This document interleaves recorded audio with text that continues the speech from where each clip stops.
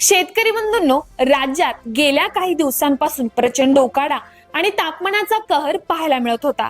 मात्र आता हवामानात मोठा बदल होण्याची शक्यता हवामान तज्ञांनी व्यक्त केली आहे. खासगी हवामान संस्था स्कायमेट तसेच विविध हवामान अभ्यासकांच्या अंदाजानुसार 14 मे ते 24 मे दरम्यान महाराष्ट्रातील अनेक भागांमध्ये वादळी वाऱ्यासह जोरदार पावसाची शक्यता निर्माण झाली आहे. विशेष म्हणजे पश्चिम महाराष्ट्रासोबतच मराठवाडा तसेच पुणे, कोल्हापूर, सांगली, सातारा, सोलापूर, अहिल्यानगर, नाशिक, संभाजीनगर, लातूर, बीड, धाराशिव, परभणी आणि जालना या जिल्ह्यांमध्ये मेघगर्जनेसह पावसाची हजेरी लागू शकते.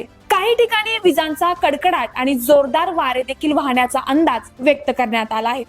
राज्यातील ऊस उत्पादक शेतकऱ्यांसाठी हा पाऊस मोठा दिलासादायक ठरू शकतो, कारण वाढत्या तापमानामुळे ऊसाच्या पिकावर जो ताण निर्माण झाला होता त्यावरती चांगल्या प्रकारे दिलासा मिळू शकतो. या पावसामुळे जमिनीतील आर्द्रता वाढून पिकाला काही प्रमाणात फायदा होण्याची शक्यता आहे. मात्र दुसरीकडे काढणी करून ठेवलेला कांदा, गहू, हरभरा किंवा इतर पिके सुरक्षित ठिकाणी साठवून ठेवणं अत्यंत गरजेचं आहे. अचानक होणाऱ्या अवकाळी पावसामुळे शेतमाल भिजून नुकसान होऊ शकतं.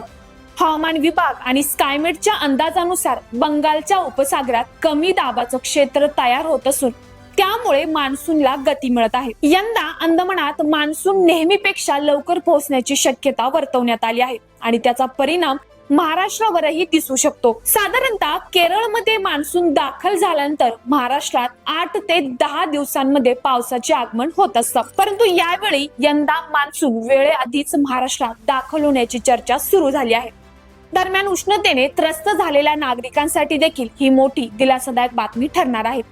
अनेक जिल्ह्यांमध्ये तापमान 40 ते 44 अंशांच्या पुढे गेले होतं. आता पावसामुळे वातावरणात गारवा तयार होण्याची शक्यता आहे. मात्र शेतकरी बंधूंनो, हवामानातील बदल लक्षात घेता सावध राहणं देखील तितकंच महत्वाचं आहे.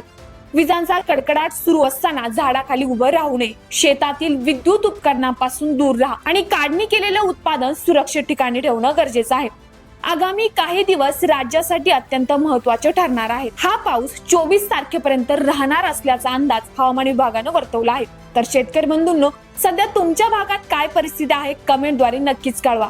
सोबतच पुढील अपडेटसाठी आपल्या हक्काच्या पालवी अॅग्रिको चॅनलला सबस्क्राईब करायला विसरू नका. धन्यवाद.